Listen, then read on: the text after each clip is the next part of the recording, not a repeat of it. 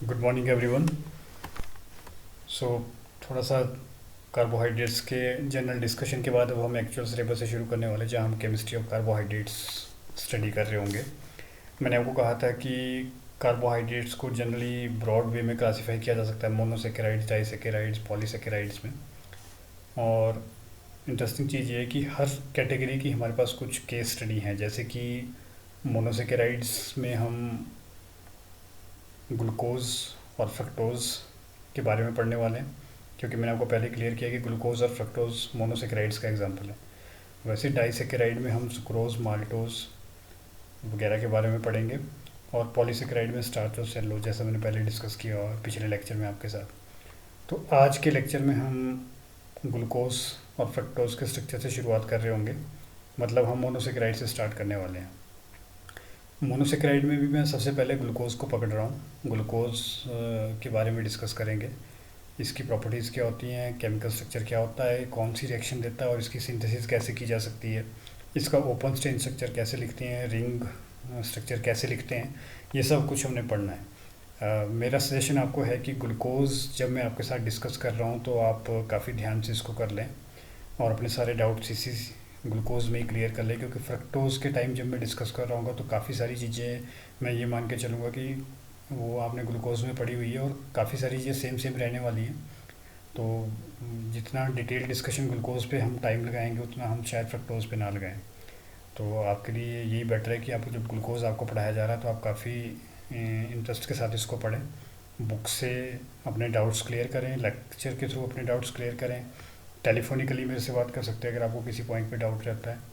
तो चलिए इसके साथ शुरू करते हैं। ग्लूकोज को C6H12O6 इसका जनरल केमिकल फार्मूला रहता है, फ्रक्टोज का भी यही रहता है। अब मैंने आपको कहा था कि दो कैटेगरीज होती हैं, एल्डोजिस और कीटोजिस। एल्डोजिस मतलब जिसमें कार्बोनाइल ग्रुप एल्डिहाइड लगा हुआ है। तो मैंने वहाँ भी कहा था कि ग्लूकोज के केस में जो कार्बोनाइल ग्रुप होता है वो एल्डिहाइड होता है। फ्रक्टोज की बात हम बाद में करेंगे। तो ये C6H12O6 से जनरल स्ट्रक्चर है ग्लूकोज का। इसको चेन स्ट्रक्चर कहते हैं। चेन का मतलब है कि एक स्ट्रेट चेन आप कार्बन की देख रहे हैं, जहाँ पे ये क्रॉस, जहाँ पे हॉरिजॉन्टल लाइन और वर्टिकल लाइन क्रॉस कर रही है, इसका मतलब कि सेंटर पे एक कार्बन है। तो अगर हम एल्डिहाइड वाले कार्बन को नंबर 1 कह रहे हैं तो ये दूसरा कार्बन हो गया, यहाँ पे तीसरा कार्बन हो गया, ये चौथा कार्बन है, ये पांचवा कार्बन है और ये छठा कार्बन है। तो C6, और आप देखेंगे कि इसमें 12 हाइड्रोजन लगे होंगे और 6 ऑक्सीजन लगे होंगे। और क्योंकि जो कार्बोहाइड्रेट्स है दे आर पॉलीहाइड्रोक्सी एल्डिहाइड्स और कीटोन्स। पॉलीहाइड्रोक्सी मीन उसमें बहुत सारे हाइड्रोक्सिल ग्रुप भी लगे होंगे। तो पॉलीहाइड्रोक्सी एल्डिहाइड इज़ ग्लूकोज। तो इसमें C6 6 कार्बन का चेन है, और जो जो ग्रुप इसमें अटेंशन पे करने वाले उनको मैंने रेड से मार्क किया है।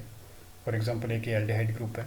जो दूसरा टर्मिनल एल्कोहलिक ग्रुप होता है, हाइड्रोक्सिल ग्रुप होता है, वो प्राइमरी नेचर का होता है। आप देखेंगे कि बाकी जितने भी ग्रुप्स हैं वो सेकेंडरी नेचर के हैं। ये सभी सेकेंडरी हाइड्रोक्सिल ग्रुप को रिप्रेजेंट कर रहे हैं, पर जो टर्मिनल इसका हाइड्रोक्सिल ग्रुप होता है वो प्राइमरी होता है। इसके अलावा जो पोजीशन 3 कार्बन पे जो हाइड्रोक्सिल ग्रुप लगा हुआ है, बाकी सारे हाइड्रोक्सिल ग्रुप आप देख रहे हैं कि इस रिंग के राइट हैंड साइड को फॉल कर रहे हैं, बट जो थर्ड कार्बन पे जो OH लगा होता है वो लेफ्ट हैंड साइड को फॉल करता है। ये इंटरेस्टिंग है। कभी भी आपको स्ट्रक्चर लिखने का होता है तो आपको पता होना चाहिए कि चेन फॉर्म में ग्लूकोज को कैसे रिप्रेजेंट करते हैं।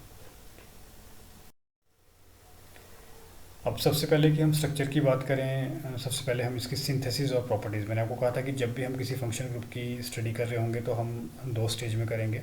एक तो हम उसकी सिंथेसिस स्टडी करेंगे, दूसरी हम उसकी प्रॉपर्टीज़, केमिकल प्रॉपर्टीज़ के बारे में बात करेंगे। तो ग्लूकोज के बारे में बात हो रही तो सबसे पहले देख लेते हैं कि इसको ग्लूकोज को सिंथेसाइज करना है अगर लेबोरेटरी में या कमर्शियल स्केल पे, इंडस्ट्रियल स्केल पे, तो कैसे होगा।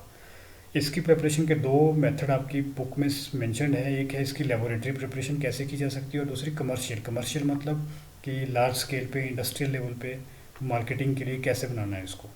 तो लेबोरेटरी प्रिपरेशन में क्या करते हैं कि सुक्रोज लेते हैं। मैंने आपको कहा था कि सुक्रोज किसके कम्बिनेशन से बनता है, ग्लूकोज के और फ्रक्टोज के। तो सुक्रोज लिया और उसकी हाइड्रोलिसिस कर दी। अब आपको बड़ा सिंपल सा काम होने वाला है। हमने देखा था कि जो डाइसेकेराइड है चाहे वो पॉलीसेकेराइड है, वो किसकी पॉलीमराइजेशन से बनते हैं, मोनो मोनो मोनोसेकेराइड्स की पॉलीमराइजेशन से बनते हैं। तो मोनोसेकेराइड्स क्या हुए, ग्लूकोज और फ्रक्टोज। तो इसका मतलब क्या होगा कि अगर हम डाइसेकेराइड को हाइड्रोलाइज करेंगे, चेन ब्रेक कर देंगे, तो फिर से हमारे पास क्या होगा, मोनोसेकेराइड्स जनरेट हो जाएंगे। तो सुक्रोज है, इसमें एक मॉलिक्यूल ग्लूकोज का होगा, एक मॉलिक्यूल फ्रक्टोज का होगा। तो जब हम इसकी हाइड्रोलिसिस करेंगे, थोड़ा सा मीडियम एसिडिक चाहिए होगा, ऐसे यानी कि एसिडिक मीडियम में हाइड्रोलिसिस होगी, तो क्या जनरेट हो जाएगा, ग्लूकोज और फ्रक्टोज। तो ये लेबोरेटरी प्रिपरेशन है। तो इस स्टेज में ये ज़्यादा फ्रूटफुल रिएक्शन नहीं है, क्योंकि ग्लूकोज के साथ साथ फ्रक्टोज भी मिल रहा है, हमें सिर्फ ग्लूकोज चाहिए था। तो एक और स्टेप ऐड हो जाता है कि हमें फ्रक्टोज को यहाँ से रिमूव करना पड़ेगा।